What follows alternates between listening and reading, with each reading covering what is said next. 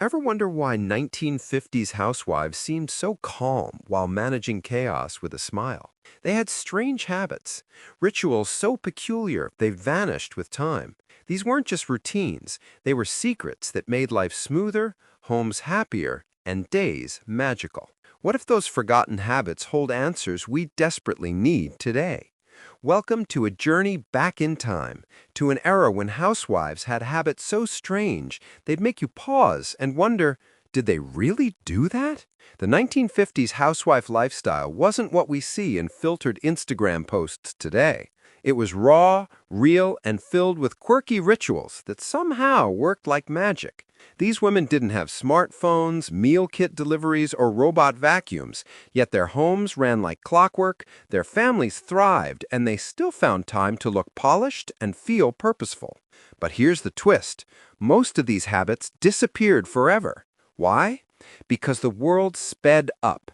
We traded their slow, intentional rituals for quick fixes and digital distractions.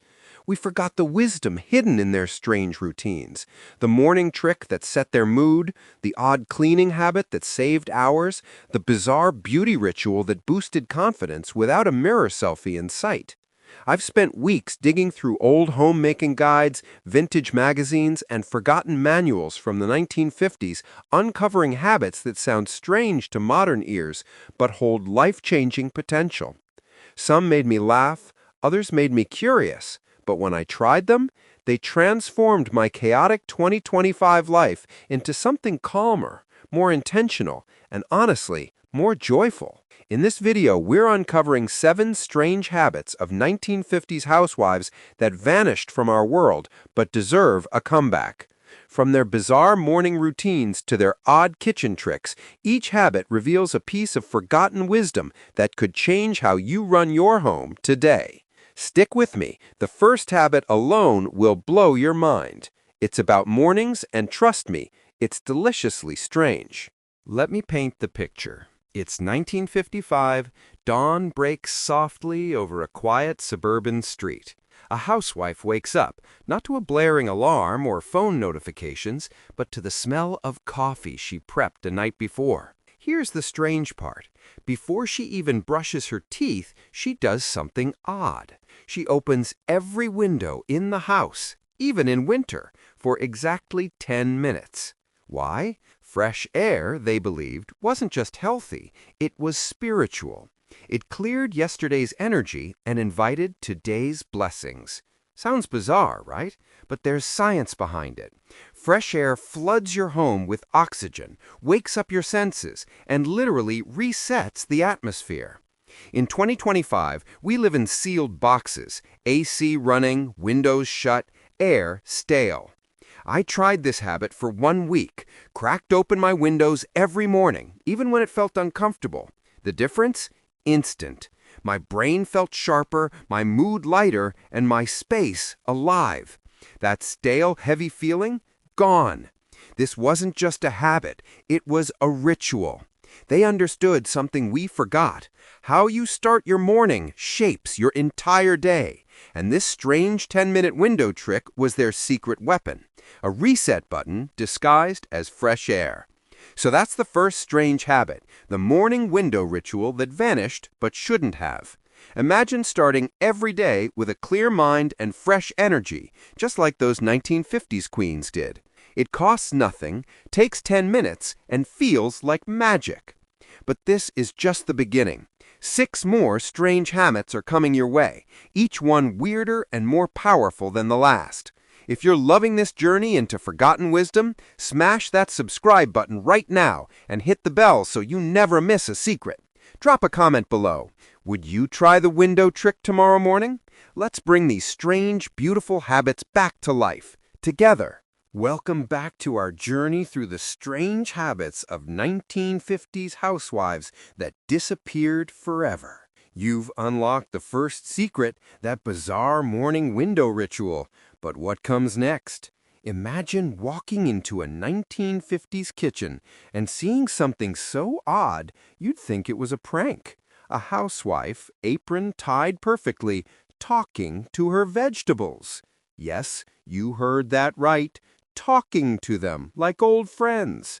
This second habit sounds insane, but wait until you hear why it worked magic. Let's dive in. Picture this. It's a crisp Monday morning in 1956. Sunlight pours through checkered curtains, casting golden squares across a spotless kitchen floor. Mrs. Eleanor Davis stands at her counter, surrounded by fresh carrots, potatoes, and leafy greens from her weekend market trip.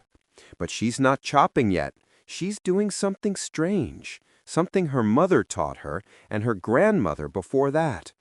She picks up each vegetable one by one and whispers to it.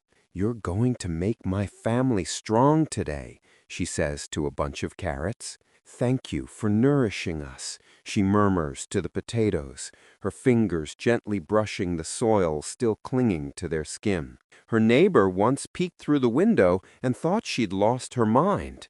But Eleanor wasn't crazy. She was practicing gratitude cooking, a ritual so common in the 1950s that entire communities did it without question. This wasn't about believing vegetables had ears. It was about intention. These women understood something profound. When you cook with gratitude, you cook with love, and that energy transfers into every bite. They believed food prepared with care, appreciation, and spoken blessings carried more than nutrients. It carried warmth, joy, and healing. Every meal became a gift, not just a task. And here's where it gets even stranger. They'd named their weekly menus. Monday's Miracle Meatloaf, Wednesday's Wonder Stew. Each dish had a personality, a story, a purpose. It sounds theatrical, but think about it. When you give something meaning, you invest more heart into it. Their families didn't just eat dinner, they experienced it. The table became sacred space, and food became connection. Fast forward to 2025, and we've lost this completely. We meal prep in silence, scrolling through phones while chopping onions. We ordered takeout, barely tasting it between emails. Food became fuel, not love. And somewhere along the way, we stopped feeling nourished, even when our bellies were full. I'll be honest, when I first read about this habit, I laughed. Talking to vegetables? Come on! But curiosity got the better of me, so I tried it. One Sunday, I stood in my kitchen with a pile of groceries and felt ridiculous, but I did it anyway. I picked up a tomato and said, "Thank you for growing. You're going to make my family happy." Then the lettuce, then the chicken. Something shifted. I wasn't just cooking anymore, I was creating. My hands moved slower, more deliberately. I noticed textures I'd ignored before, the firm skin of an onion, the earthy smell of fresh herbs. By the time dinner was ready, I felt different, lighter, present. And here's the wild part. My family noticed. "This tastes amazing," my partner said. "What did you do differently?" I didn't change the recipe. I changed my energy. That's the secret these 1950s housewives knew. Intention transforms everything. When you pause, express gratitude, and cook with presence, your food tastes better. Not because of magic, because you're fully there. You're not distracted, not rushed, not resentful. You're honoring the moment, and somehow that honor seeps into every dish.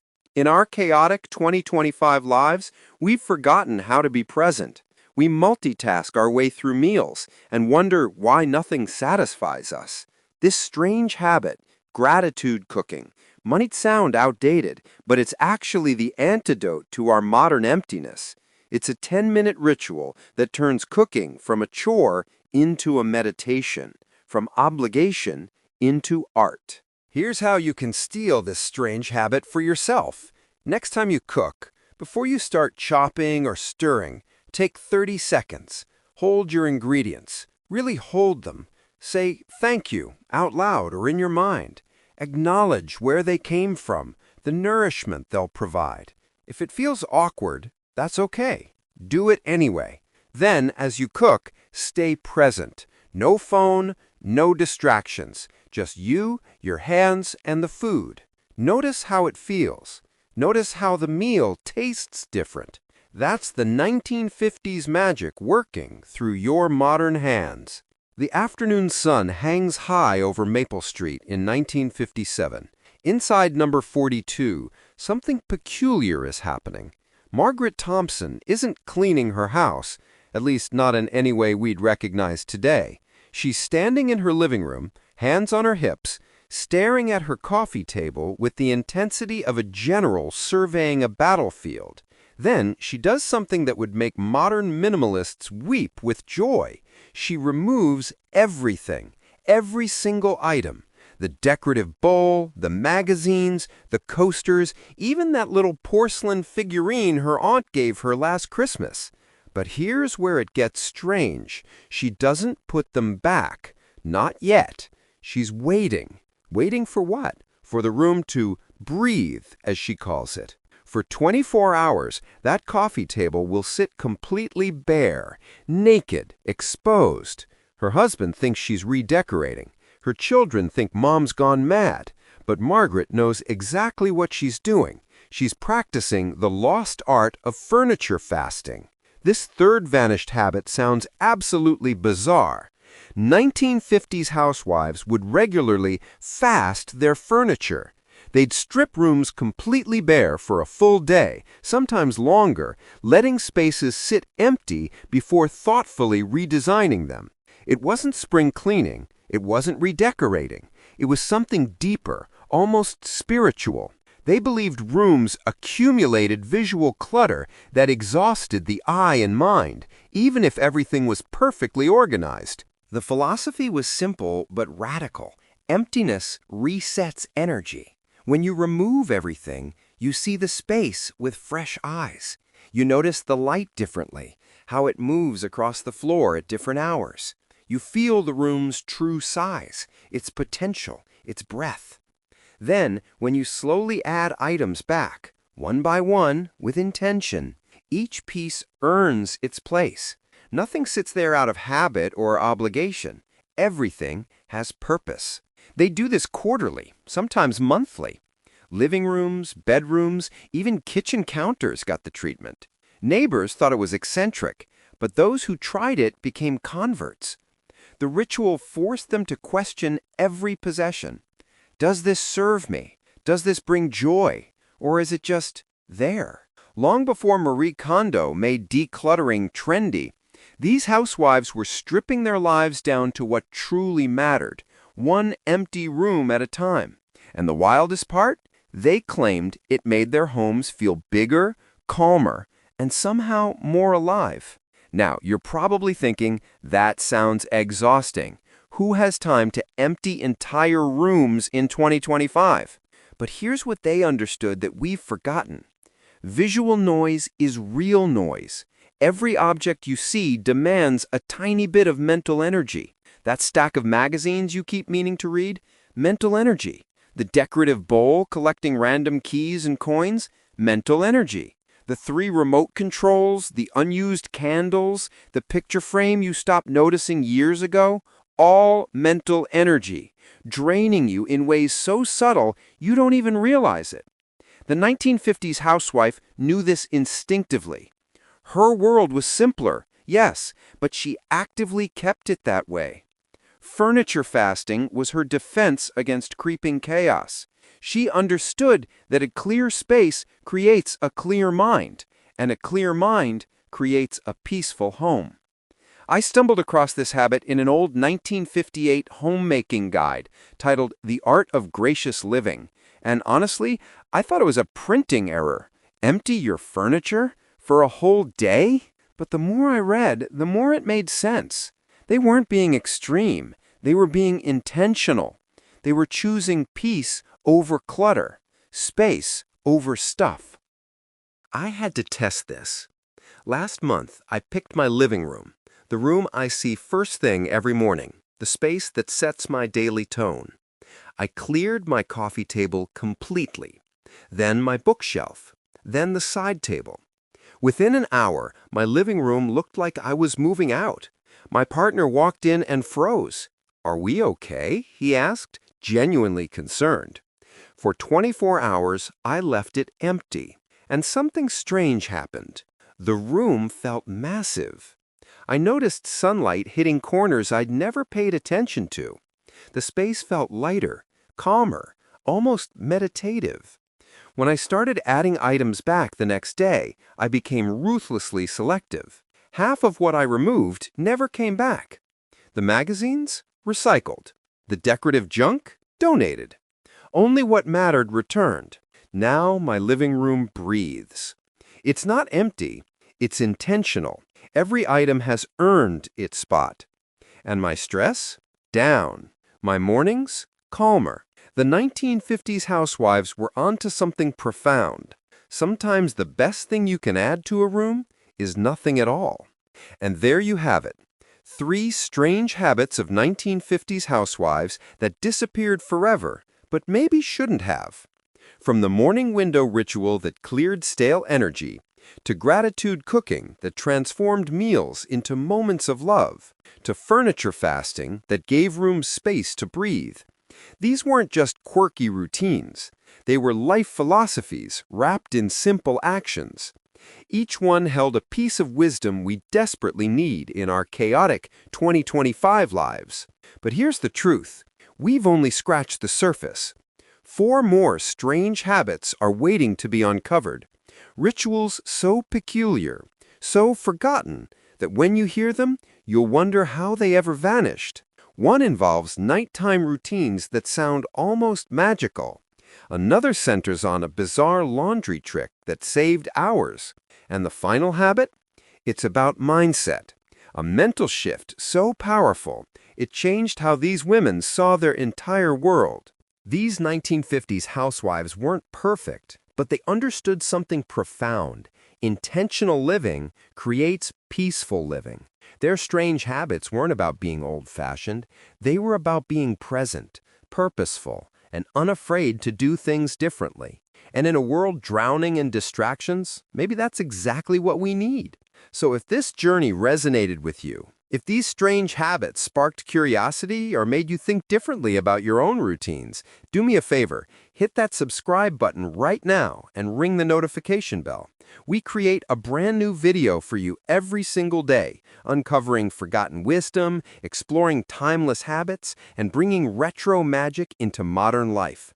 Visit our channel, dive into our collection, and let's keep rediscovering what truly matters together. Drop a comment below and tell me, which strange habit will you try first? The window ritual? Gratitude cooking? Furniture fasting? Let's bring these beautiful, bizarre traditions back to life, one habit at a time. See you in the next video where the strangeness continues.